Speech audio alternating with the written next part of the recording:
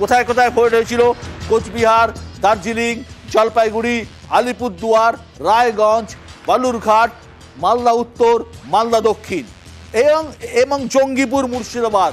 এই 10টি আসনের রেজাল্ট আসছে। বুথ ফেরত সমীক্ষা কি হতে পারে? পশ্চিমবঙ্গের প্রথম 3 ফেজের 10টি আসনের মধ্যে তৃণমূল কংগ্রেস পেতে পারে 3 থেকে 6টি আসন, বিজেপি পেতে পারে 6 থেকে 9টি আসন। গতবারের রেজাল্টও ঠিক এরকমই ছিল। গতবারে তৃণমূল কংগ্রেস 3টিই ছিল, আমার যদ্দূর মনে পড়ছে। তৃণমূল 2টি ছিল, মাফ করবেন 2টি ছিল, কারণ 7টি আসন বিজেপির ছিল, 1টি আসন মালদা দক্ষিণ যেটা ডালুবাবু জিতেছিলেন সেটা কংগ্রেসের ছিল, আর তৃণমূলের 2টি ছিল, খুব সম্ভবত জঙ্গিপুর এবং মুর্শিদাবাদ।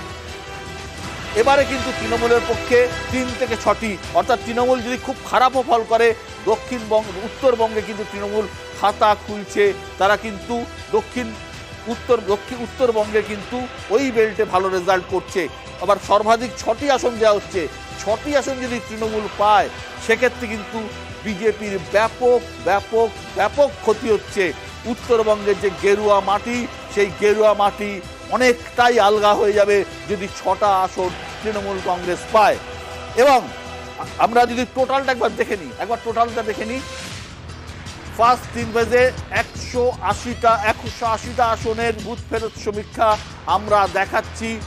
আমরা ধরে নিচ্ছি যে তৃণমূল, এবং এই তৃণমূলকে আমরা এই জায়গায় রাখছি, তাহলে আমরা দেখতে পাচ্ছি বিজেপি 87 থেকে 92, কংগ্রেস জোট অর্থাৎ ইন্ডিয়া জোট 71 থেকে 76, আদার্স 17 থেকে 22।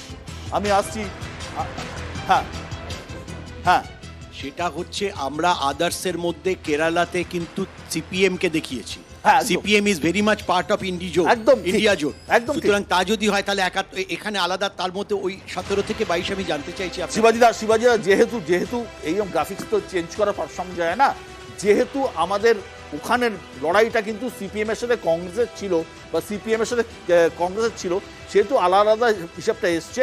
কিন্তু এটা আমরা ধরে নেব পরবর্তীকালে, পরে যখন আমরা আরো আপডেট করব তখন ধরে নেব ওভারঅল একটা সেই 2 থেকে 3 বা 3 থেকে 4 যেটি দেখানো হয়েছে কেরালে সেটা পড়বে। একটাই আমার খালি বক্তব্য আছে এখানে, যে এন্টায়ার জায়গাতে যদি আমি দেখছি 6 থেকে, একটা দেখি 3 থেকে 6, আরেকটা হচ্ছে 6 থেকে 9, আমাদের পশ্চিমবঙ্গের কথা বলছি।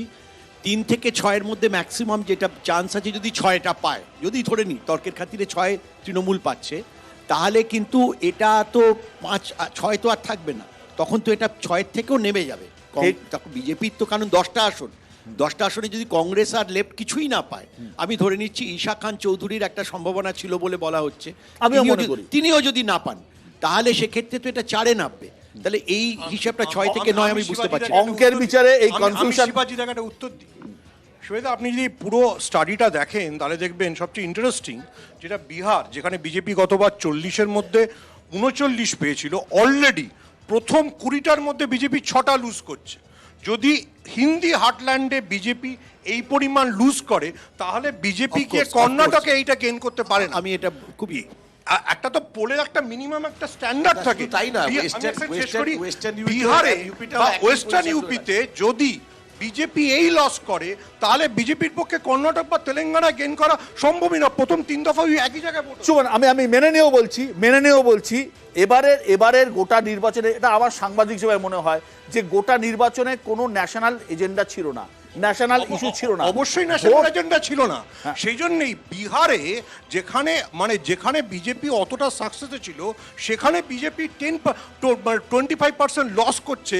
আর যেখানে কর্ণাটকে, যেখানে নতুন গভর্নমেন্ট হয়েছে, যেখানে প্রজ্জ্বল রেভান্নার মতো স্থানীয় ইস্যু রয়েছে, সেখানে বিজেপি সুইপ করছে না।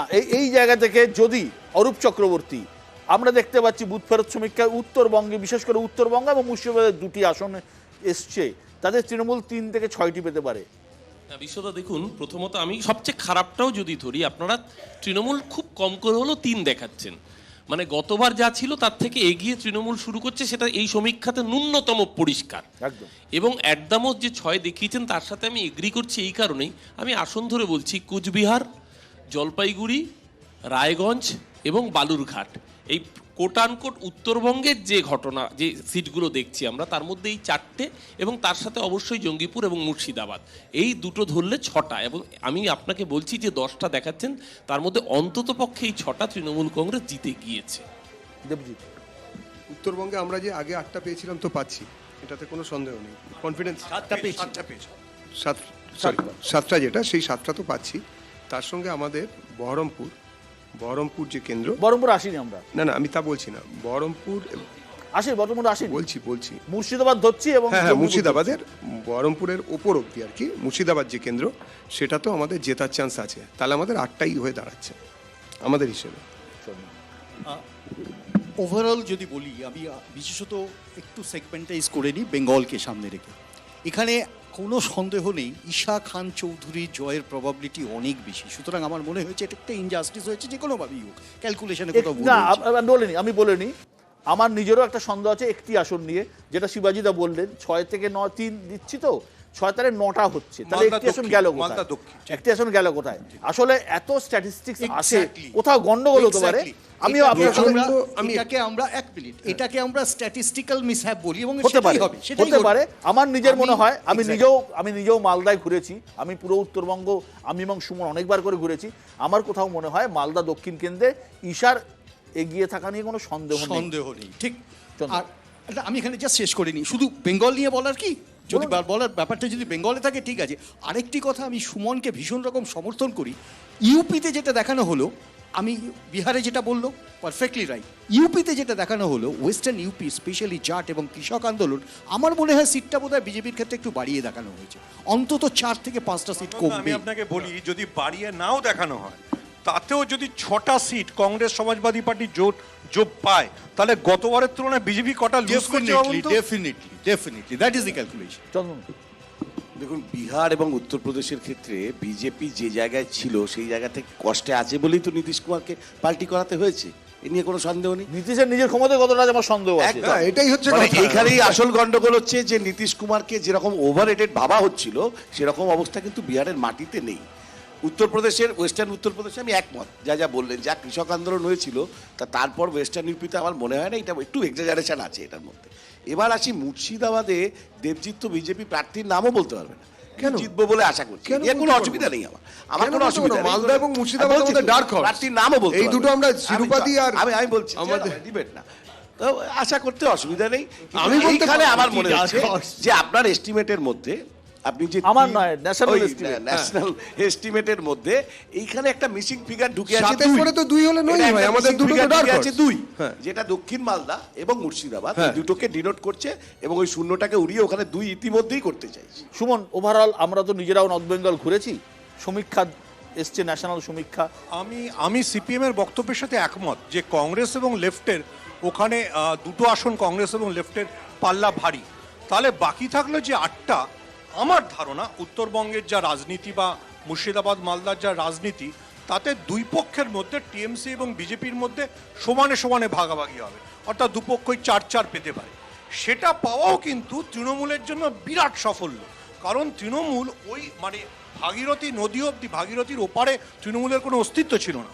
সেটা যদি তৃণমূল 4টেও ফিরিয়ে আনতে পারে, তাহলে সেটা বিরাট ব্যাপার। শিবাজিদা, বিরাট বড় ব্যাপার, যেটা যদি দেখা যায় যে তৃণমূল 6টার দিকে যাচ্ছে, যেটার কথা আমি যদি এইদিকে সম্ভাবনা দেখি, অরূপদের দিকে সম্ভাবনা, সেটা যদি হয় তাহলে ভাগীরথীর ওখানে কম করে 4টি সিটস তৃণমূল কংগ্রেস পাচ্ছে, which is a big gain, কারণ ওখানে 0 হয়ে গেছিল।